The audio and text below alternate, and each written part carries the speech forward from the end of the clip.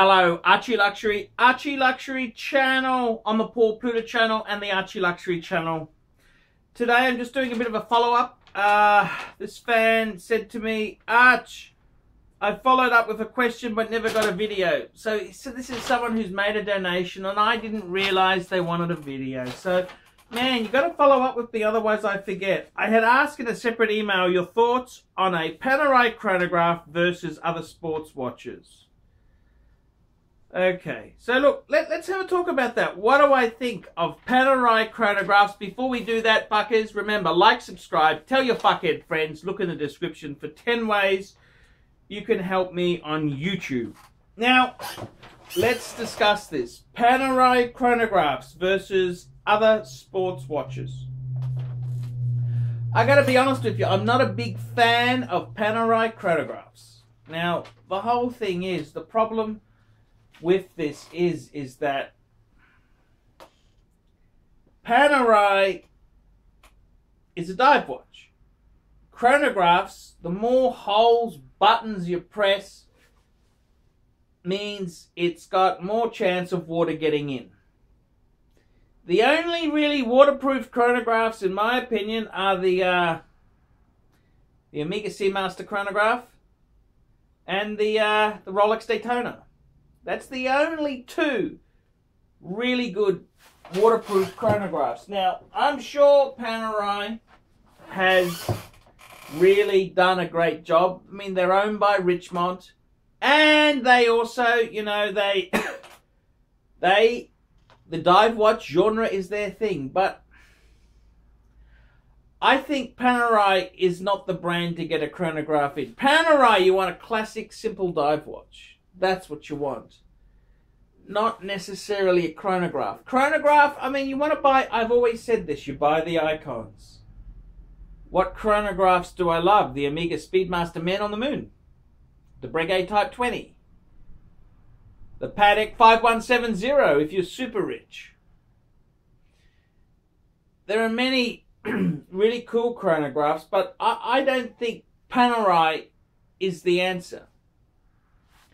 PANERAI is for dive watches, simple dive watches. I think the whole chronograph equation is wrong. I love, you know, there's so many classic chronographs I love, but I don't really like how PANERAI interprets them and does them. I think for PANERAI, you got to buy the classic. You buy a classic PANERAI, like a PAM 111. You buy, you know, they're a classic dive watch. Chronograph is a different genre. And this is what I think's wrong with it. To be honest with you, you tend to lose money when you go to a brand and you get something they don't necessarily excel in. You want a dive watch? PANERAI's great. I think PANERAI, you know, PANERAI has its limitations. You know, I wouldn't want all PANERAIs. The PANERAI bubble has burst in many ways, and I think the safest thing you can do in PANERAI is to get more traditional models. What does PANERAI do well? That's more in keeping with the genre. You want a chronograph? Get an Omega Speedmaster Man on the fucking moon. Dive watch and chronograph are two things that I really wouldn't mix. And I mean, the problem is all these brands, they try and be everything to everyone. And that's really a wrong way to approach it. I mean, let's be honest there. The best PANERAI is simple, refined. The chronograph function, I think this was done as an afterthought. It really wasn't, you know, it's not their bread and butter. So I tend to stick with, you know, I think you look at a brand and you want to get the one that is their classic iconic model, because that will lose less money. So, you know, another brand that has a lot of chronographs, you know, Breitling has the Navitimer. That's a super chronograph. a brand like IWC. IWC's got some great chronographs, and some of these chronographs are ETA value based. Yes, I understand that, but they're a brand famous for chronographs. Breitling's always been that beautiful dial. That's what makes it just pop. And IWC Pilot, the big Pilot watch, you know, they're the big crown, you know, it's their genre. But Panerai, they're a dive watch. That's their genre, that's their expertise. So I think, you know, in the same token, I wouldn't get a Patek for ruggedness. Patek is horology.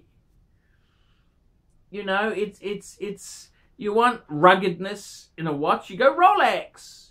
You want a really cool dress watch, you get a Calatrava. You want a cool dive watch, you get a Submariner, a Sea Dweller, or a fucking Panerai. That's the genre. You want a really cool sports icon chronograph, you get an Omega Speedmaster Man on the Moon, or you get a Daytona. That's the genre.